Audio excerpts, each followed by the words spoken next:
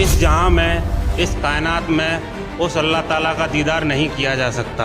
जिस अल्लाह ने सारी कायनात को बनाया वो ऊपर तख्त पर बैठा हुआ है, तो क्या तख्त पर बैठने वाला निराकार हो सकता है? अल्लाह ताला का भी दीदार नहीं हुआ है ऐसा बताया गया। ये बिल्कुल सरासर गलत बताते हैं, हम नहीं होने देंगे बिल्कुल। कि खोजत खोजत था किया, हो गया गुनम गुन, और जब हारते हारते इनको नहीं मिला तो अंत में कह दिया बेचून।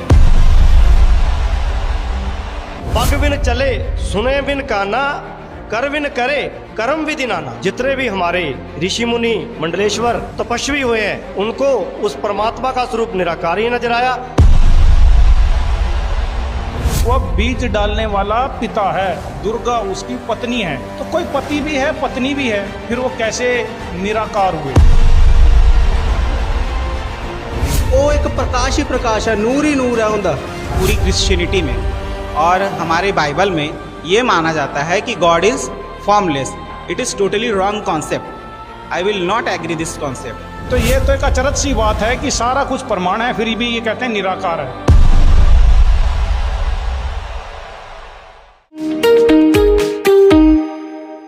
नमस्कार दोस्तों, ऐसे न्यूज के इस आध्यात्मिक रूहानी सफर में आज हम एक ऐसे महत्वपूर्ण विषय पर डिबेट प्रस्तुत करने जा रहे हैं जो धर्म और अध्यात्म में बहुत ही रहस्यमय बना हुआ है।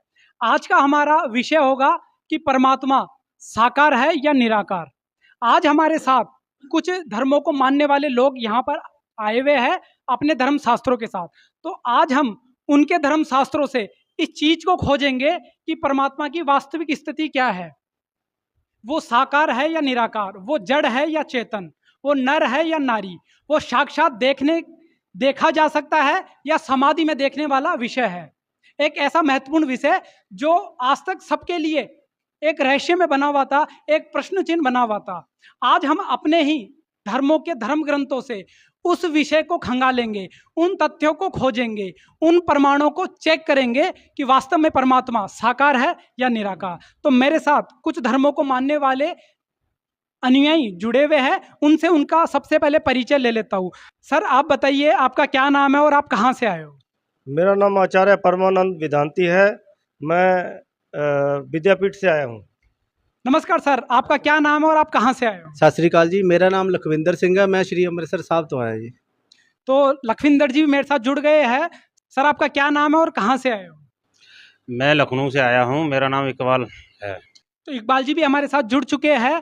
सर, आप कहाँ से आए हो और आपका क्या परिचय है? Good afternoon, my self mister D'Souza from Bangalore.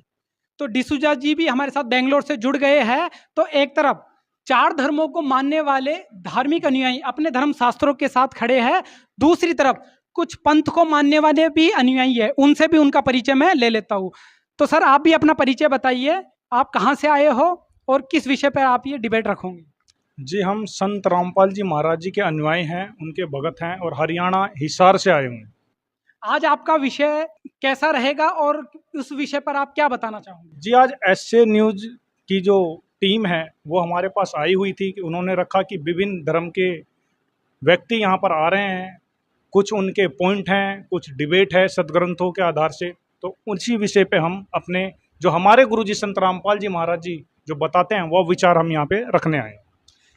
तो जैसा कि आपने देखा दर्शकों कि मेरे साथ विभिन्न धर्मों के धर्मी लोग भी जुड़ चुके हैं और दूसरी तरफ संत रामपाल जी महाराज के अनुयायी भी इस डिबेट में जुड़ चुके हैं। तो आज हम शास्त्रों की कसौटी पर ये तौल कर देखेंगे, फैक्ट देखेंगे, प्रमाण देखेंगे अपने ही धर्म शास्त्रों से कि आखिर उस परमात्मा की यथार्थ स्थिति क्या है, वो साकार में है निराकार। इस विषय से पर्दा उठाएंगे क्योंकि ये बहुत ही महत्वपूर्ण विषय है और साधना के लिए बहुत ही जरूरी विषय है।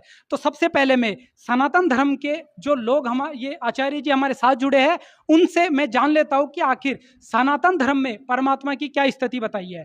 तो स्वामी जी, सबसे पहले मैं आपसे पूछना चाहूँगा कि सनातन धर्म में परमात्मा को साकार बताया है या निराकार? गीता वेद शास्त्र क्या बताते हैं इस विषय में? देखिए, हमारे पवित्र आदि सनातन धर्म में परमात्मा को निराकार ही बताया जाता है और परमात्मा निराकारी है। जितने भी हमारे ऋषि मुनि मंडलेश्वर तपस्वी हुए हैं, साधना करते रहे, उनको उस परमात्मा का स्वरूप निराकार ही नजर आया और प्रकाश ही प्रकाश नजर। उन्होंने भी अपने सदग्रंथों में लिखा कि परमात्मा निराकार है और हम भी परमात्मा को निराकार मानते हैं।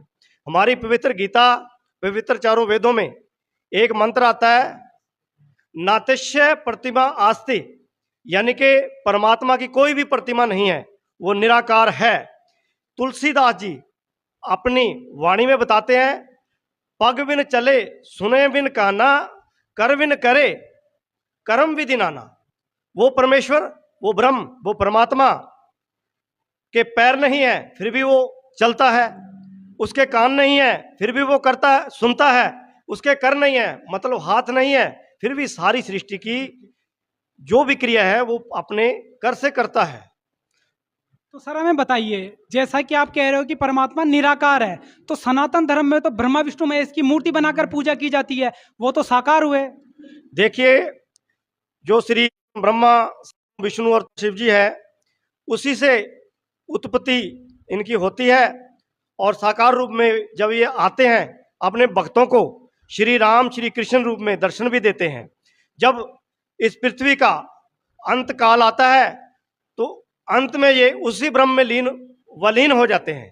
तो परमात्मा जो ब्रह्म है वो निराकार है, सहस्री नहीं है, उसका कोई स्वरूप नहीं है। यानी आपका कहने का तात्पर्य है कि मूल रूप में परमात्मा निराकार है और भक्तों के लिए वो साकार रूप में रामकृष्ण और त्रिदेवों के रूप में आता है। बिल्कुल, परमात्मा निराकार है, वो राम कृष्ण और ब्रह्मा विष्णु महेश के रूप में आता है। और जब इस सृष्टि की जब समाप्ति और अंत होता है तो उसी में जाके विलीन हो जाता है। परमात्मा निराकार है। जैसा कि अभी स्वामी जी ने बताया कि परमात्मा मूल रूप में तो निराकार है, वो अपने भक्तों को कृतार्थ करने के लिए राम कृष्ण हनुमान ब्रह्मा विष्णु महेश के रूप में अवतरित होता है और वापस जाके उनमें निराकार प्रभु में लीन हो जाता है। तो इन्होंने बताया कि सनातन धर्म में और गीता वेद शास्त्रों में परमात्मा को निराकार बताया। तो अब मैं संत रामपाल जी महाराज के अनुयायियों से इसके बारे में जानता हूं कि वो क्या बताते हैं। तो सर, जैसा कि आपने देखा, स्वामी जी ने बताया कि सनातन धर्म में परमात्मा को निराकार बताया गया है। संत रामपाल जी महाराज परमात्मा की क्या स्थिति बताते हैं, हमारे दर्शकों को रूबरू करें। जी देखिए, आज पूरे भारतवर्ष में जो हमारा हिंदू समाज है वो वेद और गीता और पुराण इसके आधार से बताता है कि वो परमात्मा निराकार है और साथ में ब्रह्मा विष्णु शिव जी की भी साधना करता है। लेकिन वो इनसे ऊपर जो ब्रह्म है उसको कहता है कि वो निराकार है। लेकिन हमारे संत रामपाल जी महाराज जी ने इन्हीं सदग्रंथों से, जिसको सर्व हिंदू समाज मान्य करता है, उसी से प्रमाणित करके दिखाया है कि ब्रह्मा विष्णु शिव जी भी साकार हैं और ब्रह्म भी साकार है। निराकार का यहाँ पे कोई अवस्था परमात्मा की नहीं है, वह सहशरीर है, वह साकार है। और अन्य भी जितने धर्म हैं उनके भी धार्मिक पुस्तकों से, उनके धर्म ग्रंथों से हमारे गुरुजी संत रामपाल जी महाराज जी ने प्रमाणित करके दिखाया है कि वह परमात्मा साकार है, जिनका जिक्र अभी स्वामी जी कर रहे थे ब्रह्म के बारे में। तो सर हमें बताइए, क्या ये मौखिक बात है या प्रमाण का भी विषय है? क्या आप प्रमाण दिखा सकते हो परमात्मा साकार है? जी बिल्कुल, हमारे संत रामपाल जी महाराज जी ने वर्ड टू वर्ड एक एक चीज प्रमाणित करके बताई हुई है और हम आपको बिल्कुल प्रमाणित करके दिखा सकते हैं। देखिए, ये शिव महापुराण है, गीता प्रेस गोरखपुर से है और हमारे सभी हिंदू धर्म के व्यक्तियों को मान्य है। संपादक इसके हनुमान प्रसाद पोदार हैं और ये इनके फोन और फैक्स हैं ये सभी। अब इसके अंदर में अभी आप देखिए, जिनके विषय में स्वामी जी ब्रह्म के विषय में कह रहे हैं, इसी में उसी ब्रह्म की चर्चा चल रही है और उनके बारे में बताया है कि वो कैसे हैं। नारद जी का और ब्रह्मा जी का इसके अंदर में संवाद है। ये देखिए, ब्रह्मा जी ने कहा, यह रुद्र संहिता है और ये संक्षिप्त शिव महापुराण के इसमें लिखा है, ब्रह्मा जी ने कहा, ब्राह्मण देवो शिरोमणे, देव शिरोमणे, तुम सदा समस्त जगत के उपकार में ही लगे रहते हो। तुमने लोगों के हित की कामना से यह बहुत उत्तम बात पूछी है, जिसके सुनने से संपूर्ण लोगों के समस्त पापों का क्षय हो जाता है। उस अनामय शिव तत्व का मैं तुमसे वर्णन करता हूँ। अब ब्रह्मा जी कह रहे हैं कि जिसको आज तक लोग अनामय कहते हैं, निराकार कहते हैं, उसके बारे में ब्रह्मा जी इसके अंदर में बता रहे हैं। ब्रह्मा जी क्या बता रहे हैं उस ब्रह्म के बारे में, उसका क्या स्वरूप है, ये आगे देखिए आपको प्रमाणित होगा। देखिए आप पुस्तक में इसके अंदर कह रहे हैं कि उस अनामय शिव तत्व का मैं तुमसे वर्णन करता हूं। ब्रह्मा जी कह रहे हैं कि मैं आपको उस परमात्मा के बारे में बताता हूं जिसको आज तक सब ब्रह्म कहते हैं, वेद में ब्रह्म लिखा हुआ है, उसका मंत्र लिखा हुआ है, उसके बारे में ब्रह्मा जी कह रहे हैं मैं बताता हूं वो कौन है। ये देखिए इस शिव महापुराण के अंदर में, इसके हम अगले पेज पे आएंगे। ये देखिए यहाँ से शुरू होता है, 121 नंबर पेज है, ये रुद्र संहिता का संक्षिप्त शिव पुराण। इसमें लिखा है उन काल रूपी ब्रह्म ने, नारद जी से बता रहे हैं ब्रह्मा जी कि उन काल रूपी ब्रह्म ने, जिसको स्वामी जी ब्रह्म कह रहे हैं, उस ब्रह्म ने एक ही समय शक्ति के साथ शिवलोक नामक क्षेत्र का निर्माण किया। कि जिनको ये निराकार कह रहे हैं उस ब्रह्म ने एक क्षेत्र का निर्माण किया। उस उत्तम क्षेत्र को काशी कहते हैं। वह परम निर्वाण या मोक्ष का स्थान है जो सबके ऊपर विराजमान है। ब्रह्मा जी कह रहे हैं कि सबसे ऊपर एक लोक है, उसका निर्माण ब्रह्म ने किया जो सबके ऊपर विराजमान है। वे प्रिया प्रियतम रूप शक्ति और शिव जो परमानंद स्वरूप है उस मनोरम क्षेत्र में नित्य निवास करते हैं। अब जो ब्रह्म है वह शक्ति के साथ विराजमान है, दुर्गा जी के साथ रहते हैं दोनों। ये देखिए यहाँ पे फोटो भी है, काल रूपी ब्रह्म और दुर्गा देवी के साथ में ये दोनों रहते हैं जो इनका क्षेत्र है। अब आगे देखिए, देव ऋषि ब्रह्मा जी कह रहे हैं एक समय उस आनंद वन में रमण करते हुए। अब बताइए ब्रह्म और देवी दोनों घूम भी रहे हैं, इसमें आपको चित्र भी देखने को मिल रहा है और स्वामी जी बताते हैं कि वो निराकार है। अब आगे देखिए, शिवा और शिव के मन में, यहाँ की ब्रह्म और दुर्गा देवी के मन में, शिव के मन में यह इच्छा हुई कि किसी दूसरे पुरुष की भी सृष्टि करनी चाहिए जिस पर यह सृष्टि संचालन का महान भार रखकर हम दोनों केवल काशी में रहकर स्वेच्छा अनुसार विचरें और निर्वाण धारण करें। ऐसा निश्चय करके शक्ति सहित सर्वव्यापी परमेश्वर शिव ने, यहाँ की परमेश्वर यहाँ ब्रह्म भी कह सकते हैं, ऐसा निश्चय करके शक्ति सहित सर्वव्यापी परमेश्वर शिव ने अपने वाम भाग के 10वें अंग पर अमृत मल दिया। फिर तो वहां से एक पुरुष प्रकट हुआ जो तीनों लोक में सबसे अधिक सुंदर था। अब अगले पेज नंबर पे आते हैं। इसमें कहा जो वो प्रकट हुआ, इसमें कहा शिव ने कहा, यहाँ की उस काल रूपी ब्रह्म ने कहा, वत्स व्यापक होने के कारण तुम्हारा विष्णु नाम विख्यात हुआ इति सिद्धम। अब मैं आपसे ये बताना चाहता हूँ, अब ये शिव पुराण के अंदर में क्लियर हुआ, बिल्कुल क्लियर आपके सामने हुआ कि जिसको स्वामी जी ब्रह्म बता रहे हैं। शिव महापुराण में तो ये लिखा हुआ है कि उसने दुर्गा देवी के साथ एक ऊपर में लोकों की रचना करी, वहां पे दोनों के सहयोग से एक पुत्र उत्पन्न हुआ जिसका नाम विष्णु रखा गया। तो बताइए वो कैसे निराकार हुआ? वो तो साकार है, सहशरीर है, मानव सदृश है। आपको हम और सिद्ध करते हैं, जो हमारे संत रामपाल जी महाराज जी ने इंटरनेशनल चैनल पे प्रमाणित करके दिखाया है, सब वो आपको दोबारा दिखाते हैं। ये देखिए, अब ये दूसरा और है, ये भी गीता प्रेस गोरखपुर से है। इसके अंदर में एक प्रकरण आता है, हिमालय राज देवी के द्वारा हिमालय को ज्ञान उपदेश ब्रह्म स्वरूप का वर्णन। अब दुर्गा जी के विषय में है, इनके विषय में, कि दुर्गा देवी जी ने किसी अपने से ऊपर ब्रह्म के विषय में बताया है, वो कौन है, कहाँ रहता है। आपको कड़ी बाय कड़ी मैच कर जाएगी शिव पुराण और देवी पुराण में। ये भी 18 पुराणों में से एक है। अब देखिए इसके अंदर क्या लिखा हो। इसमें है देवी के द्वारा हिमालय को ज्ञान उपदेश ब्रह्म स्वरूप का वर्णन। इसमें देवी श्री देवी जी कहने लगी, देवी जी उस ब्रह्म के बारे में बताती है। देखिए देवी जी कह रही हैं कि उस एकमात्र परमात्मा को ही जान, दूसरी सब बातों को छोड़ दे। इस आत्मा का ओम के जप के साथ ध्यान करो, इससे अज्ञान में अंधकार से सर्वथा परे और संसार समुद्र से उस पार जो ब्रह्म है। अब देखिए कड़ी बाय कड़ी बिल्कुल मैच कर रही है। संसार समुद्र से उस पार जो ब्रह्म है उसको पा जाओगे, तुम्हारा कल्याण हो। वह ब्रह्म ब्रह्मलोक रूप दिव्य आकाश में स्थित है। अब आप एक बात बताइए, जो ये दूसरा प्रमाण है श्री देवी भागवत का, इसके अंदर भी देवी दुर्गा प्रमाणित करके बता रही है कि वो जो ब्रह्म है वो ऊपर ब्रह्मलोक में रहता है, उसका मंत्र ओम है, उसका नाम ब्रह्म है। तो वो कैसे निराकार कैसे हुआ? जब वो किसी विशेष लोक में रहता है फिर निराकार कैसे हुआ? ये था दूसरा प्रमाण। पहला प्रमाण आपको शिव महापुराण से दिखाया, दूसरा प्रमाण आपको देवी भागवत से दिखाया। अब हम आपको तीसरा प्रमाण और दिखाते हैं। यह है श्रीमद् भगवद गीता। ये गीता प्रेस गोरखपुर से है और जय दयाल गोविंद का से है। ये आपका तीसरा प्रमाण हो गया। तीसरा प्रमाण और आपका क्लियर होगा। अध्याय 7 के श्लोक नंबर 25 में इसमें ब्रह्म भगवान कह रहे हैं कि अपनी योग माया से छिपा हुआ मैं सबके प्रत्यक्ष नहीं होता। अध्याय 7 के श्लोक नंबर 25 में कहा कि मैं अपनी योग माया से छिपा रहता हूं, सबके समक्ष नहीं होता। तो फिर वो कैसे निराकार हुआ, और दिखाते हैं अध्याय 8 के श्लोक नंबर 13 में। ये देखिए, ये है अध्याय नंबर 8 का श्लोक नंबर 13। इसमें लिखा है, ओम इस एक अक्षर रूप ब्रह्म को उच्चारण करता हुआ मुझ ब्रह्म का चिंतन करता हुआ शरीर को त्याग कर जाता है। इसके अंदर में जो ब्रह्म है वो कह रहा है मेरा ओम मंत्र है, अपना नाम ब्रह्म बता रहा है। ओम इति एकाक्षरम ब्रह्म, ब्रह्म को उच्चारण करता हुआ। इसमें अपना नाम भी कह दिया, ये भी बता दिया कि ये गुप्त रहता है। गुप्त रहने का मतलब ये नहीं कि वह निराकार हो। इसके अंदर में जो प्रमाण मिला है कि गीता ज्ञानदाता अपने आप को कहता है कि मैं ब्रह्म हूं, मेरा मंत्र ओम है। और अध्याय 7 के श्लोक नंबर के 25 में कहा कि मैं गुप्त रहता हूं, सबके सामने नहीं आता।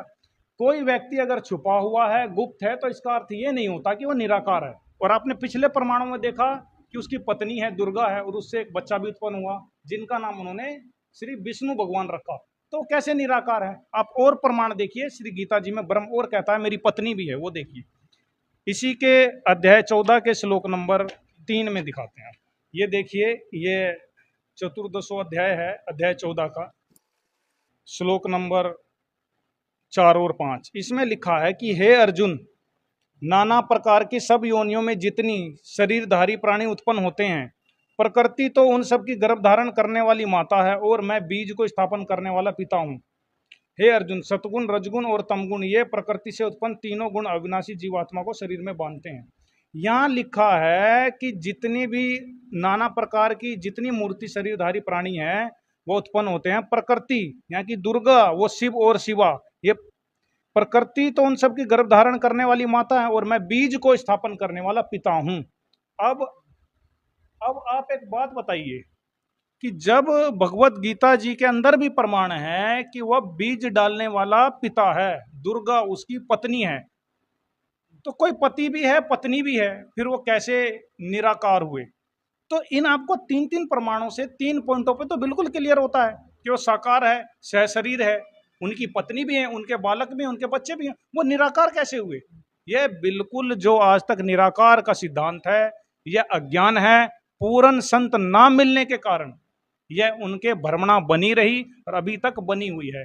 तो सर, हमारा अगला प्रश्न रहेगा कि जैसा आपने प्रमाणों से बताया कि ब्रह्म साकार है, क्या ब्रह्म ही परमात्मा है या फिर वेदों के अनुसार कोई और भी पूर्ण परमात्मा है? ये भी हमारे दर्शकों को आप साबित करके बताएं। जी देखिए, जैसा कि अभी तक आपने पुराणों में ही देखा, अभी हम आपको जो हमारे संत रामपाल जी महाराज जी ने चैनलों पे और प्रमाणित करके दिखा, हम आपको वेदों से भी दिखाते हैं कि वेदों में परमात्मा कौन है, उसका नाम क्या है और वो कैसा है। ये देखिए, ये ऋग्वेद है, ये ऋग्वेद है, 9वां और 10वां मंडल है, और महर्षि दयानंद सरस्वती द्वारा इनका अनुवाद किया गया है। ये इनके फ़ोन और फैक्स हैं, आर्य प्रकाशन, ये इनके फ़ोन और फैक्स नंबर हैं, ये राधा प्रेस मुद्रक हैं इनके। इसमें आप देखिए, इसके 9वें मंडल में ये आता है, इसमें लिखा है जो सर्वो उत्पादक प्रभु, सद्गुणों की वृष्टि करने वाला, पापों के हरण करने वाला है, वह राजा के समान दर्शनीय है। अब फिर देखिए एक बार, जो सर्वो उत्पादक प्रभु, सद्गुणों की वृष्टि करने वाला, पापों के हरण करने वाला है, वह राजा के समान दर्शनीय है। अब वो है कौन, ये भी देखिए आगे। वह परमात्मा, यहाँ कबीर देव लिखा हुआ है, कबीर देव, वह परमात्मा में कबीर देव है, यहाँ कबीर देव लिखा है, कबीर देव है, सबका रक्षक है, विद्वानों की तृप्ति के लिए ज्ञान को देता है। अब आप एक बात बताइए, वेद गवाही दे रहे हैं कि वह परमात्मा सर्वो उत्पादक प्रभु, जैसे कि अभी स्वामी जी ने पीछे कहा, एक श्लोक इन्होंने कहा रामचरितमानस से, पग बिन चले सुने बिन काना, कर बिन करे करम विधि नाना। तो स्वामी जी ने कहा कि जब वो बिना पग के चलता है, बिना हाथों के कर्म करता है और बिना कानों के सुनता है, वो कण कण में समाया हुआ है, तो वो साकार कैसे हुआ? उसी का प्रमाण आज ये वेद कर रहे हैं। ऋग्वेद के 9वें मंडल में भी आपने देखा, इसमें लिखा हुआ है कि जो सर्वो उत्पादक प्रभु है, वह राजा के समान दर्शनीय हैं। तो अब आप ये बताइए, हम वेद की माने या स्वामी जी की माने, किसकी माने? सब कहते हैं वेद सत्य है। अगर वेद सत्य है तो संत रामपाल जी महाराज जी जो प्रमाण दिखाते हैं परमात्मा साकार है, उसका नाम कबीर देव है, वह सहशरीर है, मानव सदृश है, तो यह सबको आज मान्य होना पड़ेगा। और आपको साथ में और प्रमाण दिखाते हैं, यजुर्वेद में भी लिखा हुआ है कि अग्ने तनुरसी वह परमात्मा सहशरीर है। ये देखिए, आप देखिए, ये है यजुर्वेद भाषा भाष्य महर्षि दयानंद जी द्वारा है। इसके अंदर में ये पंचमो 10 अध्याय है, इसके अंदर देखिए, इसमें पहले ही मंत्र में लिखा है अग्ने तनुरसी। अग्ने मने होता है परमात्मा, जो परमात्मा है तेजोमय परमात्मा अग्ने तनुरसी सहशरीर है। अग्ने मतलब होता है परमात्मा, तनु मने शरीर, असी मने है। वह परमात्मा जो अग्ने है वह तनु मने शरीर है, उस परमात्मा का शरीर है। तो अब बताइए, यजुर्वेद में भी वाणी आती है अग्ने तनुर असे।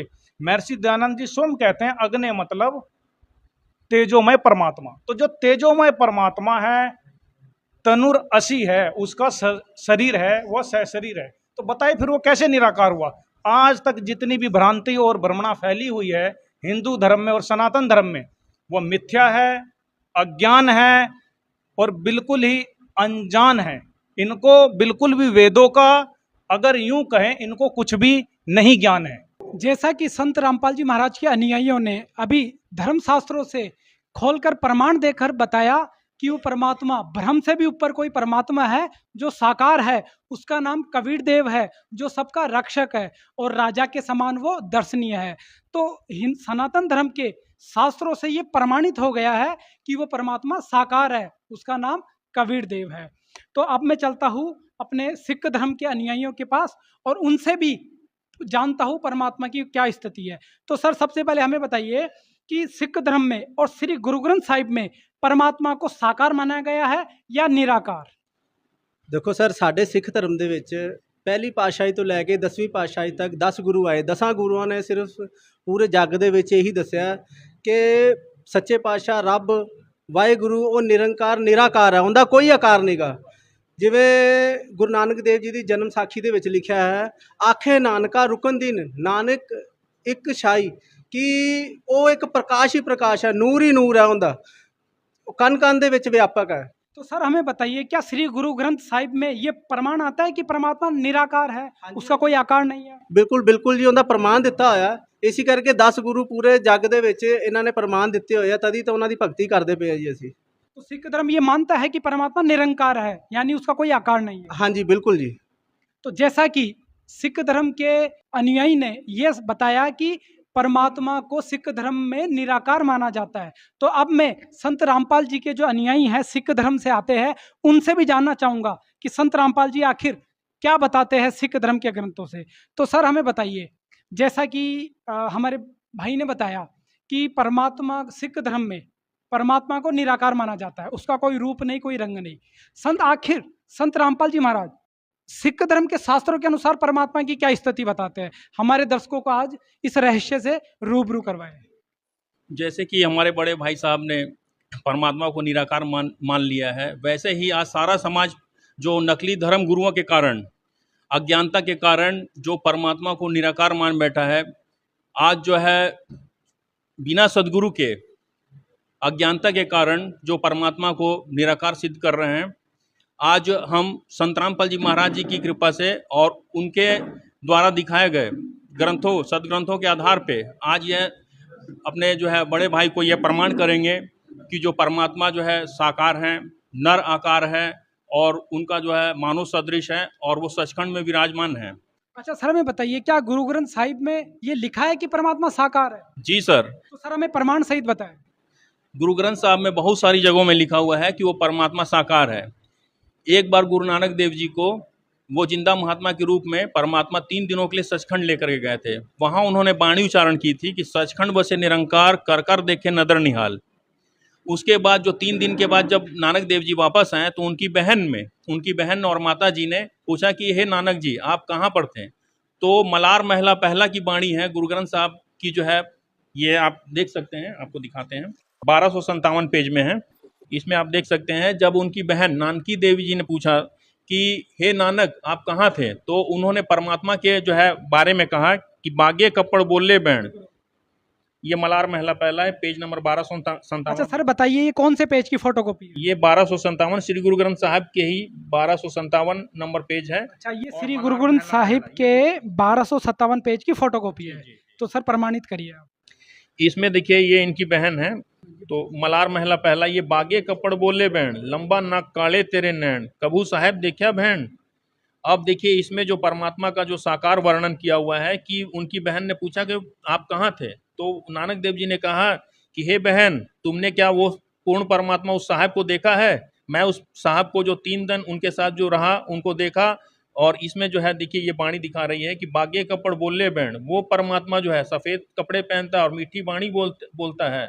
उनका लंबा नाक काले तेरे नैन, उनका लंबा नाक है, सोने जैसा कलर है, रंग है, सुनहरे बाल हैं और वो बहुत ही खूबसूरत है।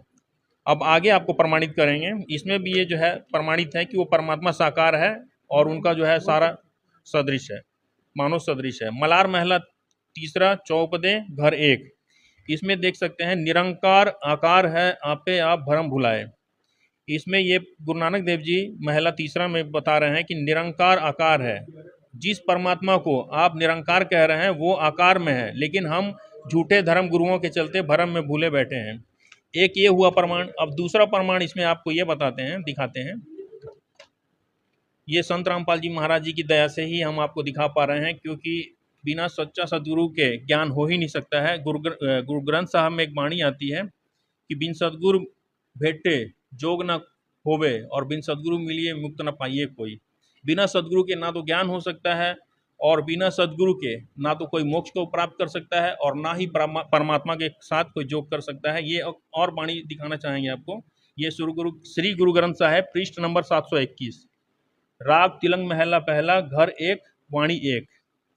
इसमें जो है पेज नंबर है इसका जो है आपका 721 पृष्ठ नंबर है। यक अर्ज गुप्तम पेश तोदर गोश कून करतार हक्का कबीर करीम तू बेअब परवरदिगार। अब हम अपने भाई साहब से ये पूछना चाहेंगे कि परवरदिगार का मतलब क्या होता है। वो पूर्ण परमात्मा होता है, सारी सृष्टि को जो है, सारी सृष्टि को बनाने वाला, सबको पैदा करने वाला। हक्का कबीर वो सच्चा कबीर है, वो पूर्ण परमात्मा है और वो साकार है। 2 आपको दिखाएं, अब तीसरा और दिखाएंगे। देखिए सभी सिख, सारे सिख समुदाय में सभी को ये पता है कि गुरु नानक देव जी की पहली उदासी जो काशी की थी, काशी में जो है नानक देव जी पहली उदासी काशी में गए थे, तो वहाँ परमात्मा को उन्होंने साकार रूप देखा था। गुरु ग्रंथ साहब, इसमें देखिए आप गुरु ग्रंथ साहब पृष्ठ नंबर 24 पर महला पहला में कहा है कि फाही सूरत मलुकी देश मलुकी वेश ए ठगवाड़ा ठगी देश खरा स्याणा बहुता भार धानक रूप रहा करतार। जिस परमात्मा को गुरु नानक देव जी ने सचखंड में देखा था, उसी परमात्मा को काशी में एक धानक यानी कि जुलाहे के रूप में परमात्मा को करतार, मतलब उस पूर्ण परमात्मा को, सारी सृष्टि के रचनहार को उन्होंने काशी में देखा था। तो और वो परमात्मा साकार है। ये भी वाणी सिद्ध कर रही है कि वो परमात्मा साकार है। एक बार आपको जो है इसमें प्रमाणित करेंगे। ये देखिए भाई बाले वाली श्री गुरु नानक देव जी की जन्म साखी, ये पंजा साहिब और 10 पातशाहियों का जीवन संपूर्ण साखियों सहित दर्ज है। इसके संपादक आप देख सकते हैं भाई चतर सिंह जीवन सिंह, अमृतसर। ये अमृतसर से छपी हुई है। देखिए एक और प्रमाण है, जैसे मान लीजिए ये साखी मदीने की चली। एक बार गुरु नानक देव जी मक्के में जो है गए और मक्के में जो है काजी रुकन दीन जी से उनकी जो वार्तालाप हुई, तो काजी रुकन दीन जी से उन्होंने ये कहा कि आखे नानक आखे रुकन दीन साचा सुनो जवाब, चारों कुंठ सलाम कर ता तुही होए स्वभाव। खालक आदम सिरजा आलम बड़ा कबीर, कायम दायम कुदरती सिर पीरा दे पीर। देखिए इस कॉन्सेप्ट को आप थोड़ा ध्यान से देखिएगा कि खालक आदम सिरजा, जिस परमात्मा ने बाबा आदम, जो मुस्लिम धर्म में प्रचलित है कि उनका पहला जो है धर्म गुरु है, जो पीर है बाबा आदम, उनका भी सृजन आलम बड़ा कबीर, जो सारे सृष्टि का मालिक है, सबसे बड़ा है, वो कबीर है, उन्हीं ने किया है। कायम दायम कुदरती सिर पीरा दे पीर, और वही गुरुओं का गुरु और पीरों का पीर है। सजदे करे खुदाइनू आलम बड़ा कबीर, न्यूदा चारे कुंठ को जानन पीर फकीर। तो इस सभी सदग्रंथों से गुरु ग्रंथ साहब से प्राय आपको जो है सिद्ध कर चुके हैं कि वो परमात्मा साकार है, नर आकार है और मानव सदृश है, सचखंड में रहता है। जैसा कि अभी संत रामपाल जी महाराज के अनुयायियों ने सिख धर्म के पवित्र ग्रंथों से ये प्रमाणित करके बताया कि संत रामपाल जी महाराज जी श्री गुरु ग्रंथ साहिब से ही बताते हैं कि परमात्मा साकार है, नर आकार है। नानक देव जी ने उनके जब दर्शन किए तो उनके एक एक अंग का बहुत ही सुंदर वर्णन किया है, और जिसने आदम की भी उत्पत्ति की वो परमात्मा कबीर है। तो सिख धर्म के ग्रंथों से भी ये प्रमाणित हो चुका है कि परमात्मा साकार है, उसका नाम कबीर है। आपने अभी ये प्रमाण अभी कैमरे पर देखे। तो अब हम जो अन्य धर्मों के जो अनुयायी हैं उनसे भी उनके विचार जान लेते हैं। तो सर हमें बताइए, मुस्लिम धर्म में और कुरान पाक में अल्लाह को बेचून माना गया है या साकार है? अल्लाह की क्या स्थिति है, हमारे दर्शकों को आप बताइए। बिस्मिल्लाहिर्रहमानिर्रहीम। जनाब, हमारे कुरान पाक में मुस्लिम मजहब में वो अल्लाह ताला बेचून है, वो जिस्मानी नहीं है। इस जहां में, इस कायनात में उस अल्लाह ताला का दीदार नहीं किया जा सकता। हमारे जितने भी नबी हुए हैं उन्होंने अल्लाह ताला का कभी दीदार नहीं हुआ, ऐसा हम मानते हैं, और उस अल्लाह ताला की इबादत हम इस तरीके से करते हैं। तो सर हमें बताइए, कुरान पाक में अल्लाह ताला को क्या बताया, साकार या निराकार? बिल्कुल निराकार बताया है। क्या अल्लाह का कोई जिस्म नहीं है, जिस्मानी नहीं है? जिस्मानी नहीं है। कुरान पाक में अल्लाह ताला का कहीं भी जिक्र नहीं आता है कि वो अल्लाह ताला जिस्मानी है, यानी वो बेचून है। बेचून है। पूरा मुस्लिम धर्म ये मानता है। बिल्कुल पक्कम पक्का मानते हैं, मुस्लिम मजहब पूरा पक्कम पक्का मानते हैं, और हम भी बिल्कुल उसी को पूरा तहे दिल से मानते हैं। और आजकल जितने भी यूट्यूब पर देखा जा रहा है कि मुस्लिम मजहब के खिलाफ गलत तरीके से मतलब वीडियो बनाई जा रही हैं, वो हम नहीं होने देंगे। सर उस वीडियो में क्या बताया जा रहा है? अल्लाह को, अल्लाह ताला को देखा जा रहा है, अल्लाह ताला को साकार बताता, जबकि हमारे जितने भी नबी हुए हैं उन्होंने अल्लाह ताला का भी दीदार नहीं हुआ है, ऐसा बताया गया। ये बिल्कुल सरासर गलत बताते हैं, हम नहीं होने देंगे बिल्कुल। तो जैसा कि अभी इकबाल जी ने बताया कि कुरान पाक में और सभी नबियों ने यह फरमाया है कि अल्लाह बेचून है, उसका कोई आकार नहीं है, वो जिस्मानी रूप में नहीं आता है।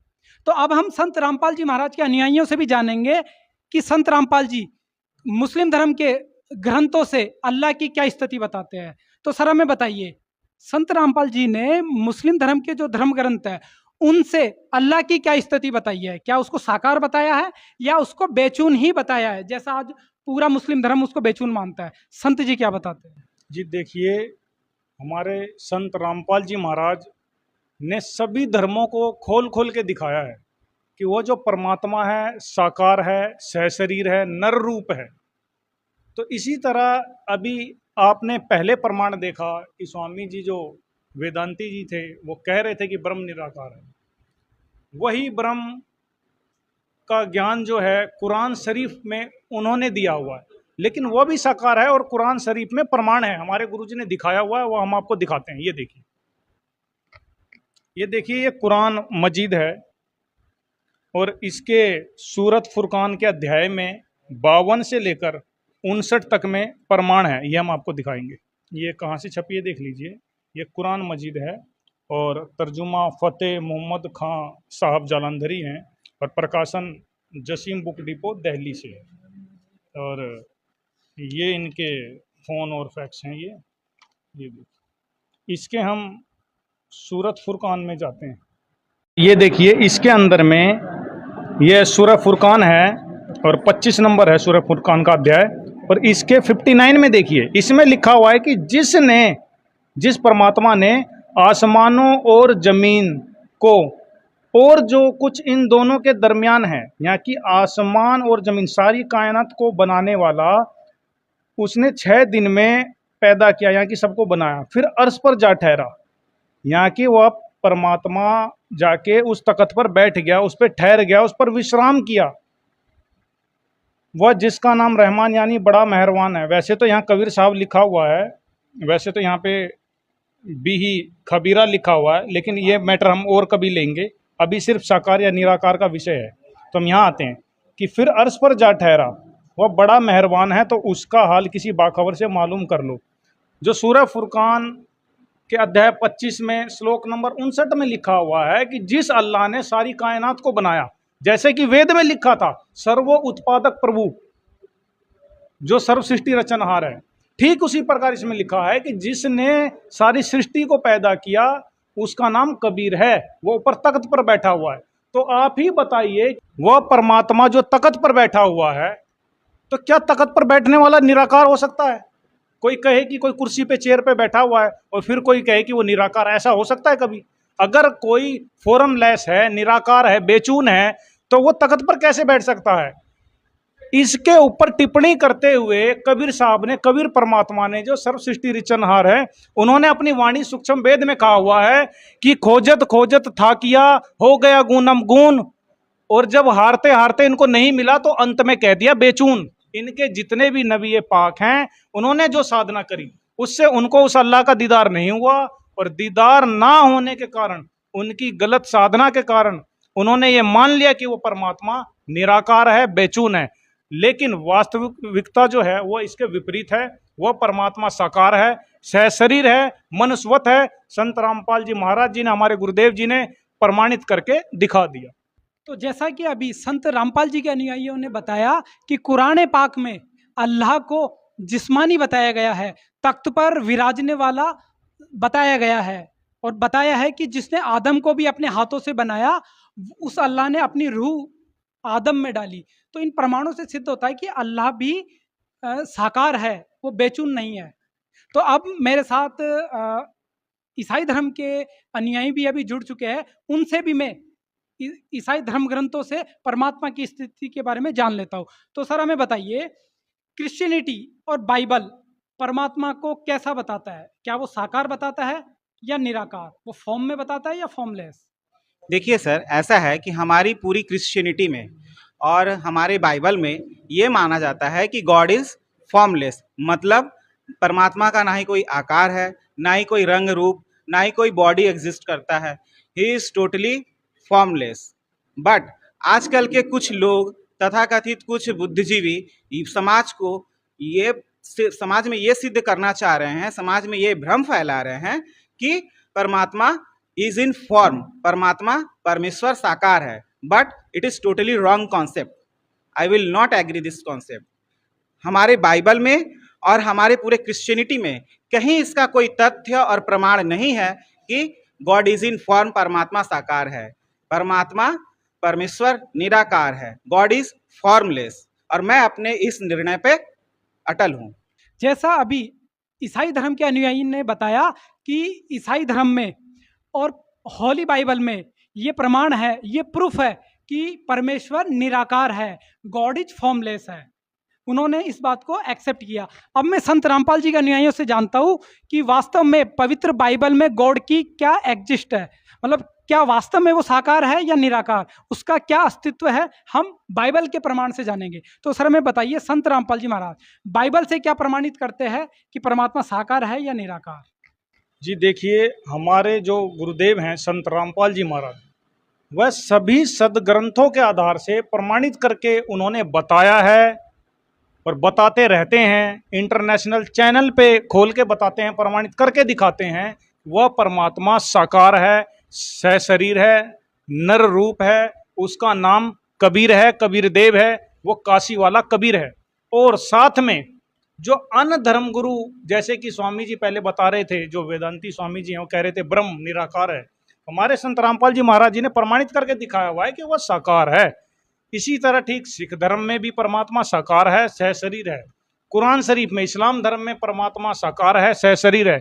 ठीक इसी प्रकार जो क्रिश्चियनिटी है, क्रिश्चियन धर्म है, उसमें भी परमात्मा साकार है और सहशरीर है।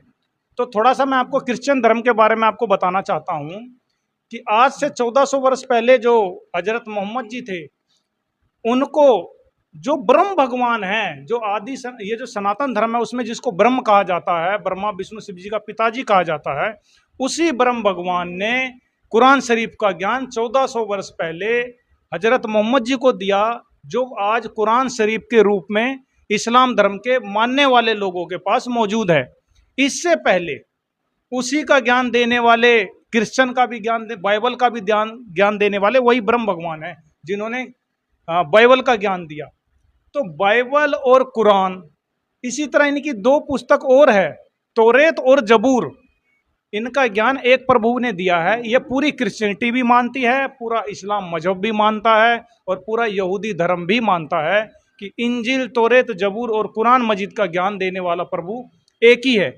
तो अभी बात आई जो जोसेफ जी कह रहे थे कि आपके उनके होली बाइबल में परमात्मा निराकार है, तो हमारे संत रामपाल जी महाराज जी ने प्रमाणित कर इंटरनेशनल चैनल पे प्रमाणों के साथ, तथ्यों के साथ प्रूव करके दिखाया है कि वो परमात्मा साकार है, सहशरीर है। वो प्रमाण आज आपको हम यहाँ पे दिखाएंगे। देखिए आप, ये देखिए, ये है पवित्र बाइबल। पवित्र बाइबल अर्थात पुराना और नया धर्म नियम, ये इनके बेंगलोर से छपी हुई है। और ये the Bible society of India, यहाँ से ये इनके फोन और फैक्ट्स हैं। ये देखिए, the Bible society of India, all right reserved, ये इनके फोन और फैक्ट्स हैं। ये देखिए, इसके हम उत्पत्ति ग्रंथ में आते हैं 26 नंबर पर। ये सृष्टि रचना है, सृष्टि का वर्णन, ये उत्पत्ति है 11:25, इसमें है 26 नंबर पे आते हैं। इसमें जिसको आज हमारे बाइबल को मानने वाले धर्म के लोग, पादरी लोग, वो कहते हैं कि परमात्मा निराकार है, इसमें देखिए क्या लिखा है। इसमें लिखा है 26 नंबर पे, फिर परमेश्वर ने कहा, जिसको ये अपना गॉड कहते हैं, इसमें लिखा है फिर परमेश्वर ने कहा हम मनुष्य को अपने स्वरूप के अनुसार अपनी समानता में बनाए। आगे लिखा है 27 नंबर पे, तब परमेश्वर ने मनुष्य को अपने स्वरूप के अनुसार उत्पन्न किया, अपने ही स्वरूप के अनुसार परमेश्वर ने उसको उत्पन्न किया, नर और नारी करके उसने मनुष्यों की सृष्टि की। तो अब आप एक बात बताइए कि इसी उत्पत्ति ग्रंथ में, बाइबल में प्रमाणित है कि उस परमेश्वर ने नर और नारी करके सृष्टि की, अपने स्वरूप में की, अपनी समानता में की।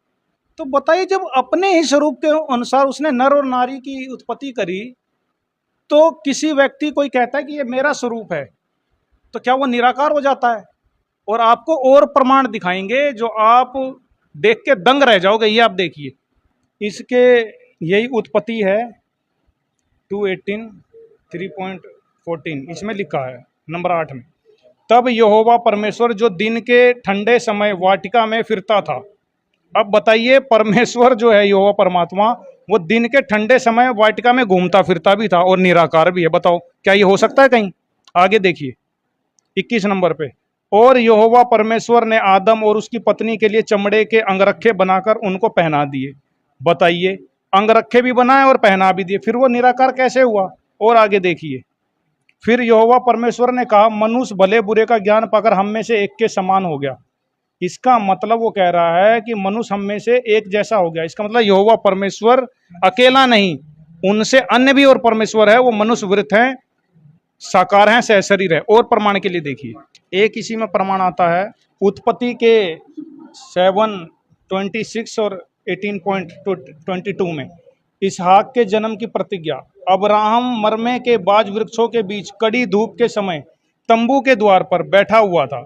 यह एक इब्राहिम था, एक भगत था परमात्मा का, यहोवा परमेश्वर का। तब यहोवा ने उसे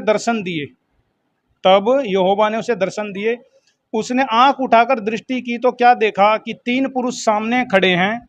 जब उसने उन्हें देखा तब वह उनसे भेंट करने के लिए तंबू के द्वार से दौड़ा और भूमि पर गिरकर दंडवत की और कहने लगा, हे प्रभु, यदि मुझ पर तेरी अनुग्रह की दृष्टि है तो मैं विनती करता हूं कि अपने दास के पास से चले न जाना। मैं थोड़ा सा जल लाता हूं और आप अपने पांव धोकर इस वृक्ष के नीचे विश्राम करें, फिर मैं एक टुकड़ा रोटी ले आऊं और उससे आप अपने जीव को तृप्त करें, उसके पश्चात आगे बढ़ें। आप एक बात बताइए, इस बाइबल में ही प्रमाण है, ये हमारे भाई कह रहे हैं कि परमात्मा निराकार है। इसमें साफ साफ लिखा है कि वह यहोवा जो परमेश्वर है इब्राहिम को पेड़ के नीचे मिला। नीचे इब्राहिम जी खड़े थे, ऊपर दर्शन दिए और इब्राहिम ने कहा कि मैं आपके पैर धोने के लिए पानी लाता हूँ, रोटी का टुकड़ा लाता हूँ, उसको दंडवत प्रणाम भी किया और उसने उसको दर्शन भी दिए। तो ये तो एक अचरज सी बात है कि सारा कुछ प्रमाण है, फिर भी ये कहते हैं निराकार है। इनके ऊपर ये क्या कहना चाहते हैं? क्या है इनके पास कोई जवाब? ठीक इसी तरह संत रामपाल जी महाराज जी ने, हमारे गुरु जी ने इंटरनेशनल चैनल पे 2012 से लेकर और अभी तक खुली चुनौती दे रखी है कि अगर मैं गलत हूं तो मुझे गलत साबित करो, पर आज तक इनके पास कोई जवाब नहीं आता। यह सिर्फ और सिर्फ अपने अज्ञान पे ही दृढ़ है। लेकिन हमारे संत रामपाल जी महाराज जी ने पूरी पोल खोल के और सारे प्रमाण के सहित दिखा दिया कि वह परमात्मा साकार है, सह शरीर है, नर रूप है। निराकार का तो कोई अर्थ ही नहीं होता, कोई मतलब ही नहीं होता। आज सभी धर्म के मानने वाले व्यक्ति कहते हैं, जैसे कि कुरान शरीफ को मानने वाले भाई कहते हैं कि वो परमात्मा रहमान है, वो रहीम है। ये तो बिल्कुल ही जो नाम है ये तो नर विशेष के नाम है, नर का नाम है, ये पुरुष का नाम है। उसको ये क्यों नहीं कहते कि वो फतीमा है, वो राजिया है, वो रबिया है? इंसानी नाम ही, वो मतलब नर के नाम ही क्यों ले जाते हैं? इसका नाम इसलिए लिया जाता है कि वो परमात्मा नर रूप में है, इसलिए उसके नर ही नाम है। ठीक इसी प्रकार उसको परमेश्वर क्यों कहते हैं, परमेश्वरी क्यों नहीं कहते? तो ये तो एक छोटा सा संकेत है, समय के अभाव में संक्षिप्त में आपको दिखाया जा रहा है। संत रामपाल जी महाराज जी ने, हमारे गुरु जी ने विस्तार पूर्वक ढेर सारे प्रमाणों से प्रमाणित किया हुआ है परमात्मा साकार है, सह शरीर है, नर रूप है, जो सबका मालिक है वो कबीर देव है, कबीर साहब है। तो अभी संत रामपाल जी महाराज के अनुयायियों ने चारों धर्मों के पवित्र धर्म शास्त्रों से ये प्रमाणित करके बताया कि परमेश्वर साकार है, नर आकार है, राजा के समान दर्शनीय है। वो परमेश्वर एक स्थान पर विराजमान है, तख्त पर विराजता है। उसने नर और नारी अपने ही समानता के अनुसार बनाए। तो इन सब प्रमाणों से ये प्रूफ हो चुका है, वेल प्रूफ हो गया है कि परमेश्वर साकार है और उसका नाम कबीर है। तो हमारे साथ जो ये अभी धर्मी लोग आए, उनसे मैं उनके भी विचार जान लेता हूँ कि इन प्रमाणों को देखकर वो क्या कहना चाहते हैं। तो सर स्वामी जी, जैसा कि अभी संत रामपाल जी के अनुयायियों ने अपने वेद शास्त्र और गीता से ये प्रमाणित करके दिखाया कि परमेश्वर साकार है, इन प्रमाणों को देखकर आप क्या कहना चाहोगे? देखो जी, जो भी इन्होंने सदग्रंथ दिखाए, चारों वेद और श्री भगवत गीता हमारे लिए सर्वश्रेष्ठ है। हम इनका आदर करते हैं, लेकिन हम अपने मठ में जाकर विवेचन करेंगे, हमारे शंकराचार्य जी से बातचीत करके उसके आगे फिर कुछ करेंगे। और सर आपने भी देखा कि श्री गुरु ग्रंथ साहिब से संत रामपाल जी के अनुयायियों ने परमेश्वर को साकार सिद्ध किया, आप क्या कहना चाहोगे? देखो ਸਾਡੇ ਗੁਰੂ ਗ੍ਰੰਥ ਸਾਹਿਬ ਦੇ ਵਿੱਚ ਸੰਤ ਰਾਮਪਾਲ ਜੀ ਦੇ ਅਨੁਆਈਆਂ ਨੇ ਦਿਖਾਇਆ, ਪ੍ਰੂਫ ਦਿਖਾਇਆ। ਨਾਨਕ ਸਾਹਿਬ ਵੀ ਸੱਚਖੰਡ ਜਾ ਕੇ ਉਹਨਾਂ ਨੇ ਇਹਨਾਂ ਦੇ ਬਾਰੇ ਸਾਰਾ ਕੁਝ ਪ੍ਰੂਫ ਦਿੱਤਾ। ਹੁਣ ਅਸੀਂ ਆਪਣੇ ਉੱਥੇ ਪੰਜਾਬ ਜਾ ਕੇ ਤੇ ਇਹਨਾਂ ਦੇ ਬਾਰੇ ਜ਼ਿਕਰ ਕਰਾਂਗੇ ਤੇ ਫਿਰ ਜਾ ਕੇ ਕਿਤੇ ਇਹਨਾਂ ਦਾ ਨਾਮ। तो जैसा कि मौलाना जी आपने देखा कि कुरान से इन्होंने दिखाया कि वो परमात्मा तख्त पर विराजता है, आदम को उसने अपने हाथों से बनाया, साकार अल्लाह के जिस्मानी रूप का इन्होंने वर्णन किया। आपको कैसा लगा? देखिए जी, भाईजान ने बताया कुरान मजीद में खोल के, और हम देखेंगे कुछ आयतें हमने नोट की हैं और अपने मौलाना साहब से जाके इल्म करेंगे, जानकारी करेंगे। जब इस तक पहुँचेंगे, इस तत्व पर क्या असलियत क्या है। तो सर आपने देखा कि अभी संत रामपाल जी के अनुयायियों ने पवित्र बाइबल से ये प्रमाणित किया कि परमेश्वर साकार है, उसने मनुष्यों को अपने समान बनाया। तो परमेश्वर फॉर्म में प्रूव हो रहा है। तो ये प्रमाण देखकर आपको कैसा लगा, आप क्या कहना चाहोगे? देखिए सर, मेरा कहना है कि मैंने आपके पॉइंट को देखा और कुछ पॉइंट्स मैंने नोट भी किए, बट कुछ पॉइंट्स पर मैं अभी भी थोड़ा कन्फ्यूज़न में हूँ। मैंने आपके पॉइंट्स को नोट कर लिया है, मैं जाता हूँ वापस, मैं अपने पॉप और जो हमारे बिशप हैं, मैं उनसे इस बारे में डिटेल्स थोड़ा पूछताछ करूँगा। गहन जांच के बाद फिर मैं किसी निष्कर्ष पे पहुँचूँगा। तो जैसा कि आपने देखा दर्शकों कि आज की इस आध्यात्मिक डिबेट में संत रामपाल जी महाराज के अनुयायी थे और दूसरी तरफ चारों धर्मों के मानने वाले लोग थे। उन्होंने शास्त्रों की कसौटी पर आज ये डिबेट रखी और शास्त्रों के प्रमाण से सारा खुलासा किया कि उस परमात्मा की क्या स्थिति है। आज उस विषय से पर्दा उठा कि वास्तव में परमात्मा कौन है, क्या स्वरूप है, वो साक्षात्कार किया जा सकता है या केवल समाधि में ही देखा, प्रकाश रूप में देखा जा सकता है। आज ये पूर्ण प्रमाणित हो चुका है दर्शक समाज के सामने कि वो परमात्मा साकार है, नर आकार है, और पवित्र सदग्रंथों में उसी के साकार होने का ढेरों सारे प्रमाण हैं।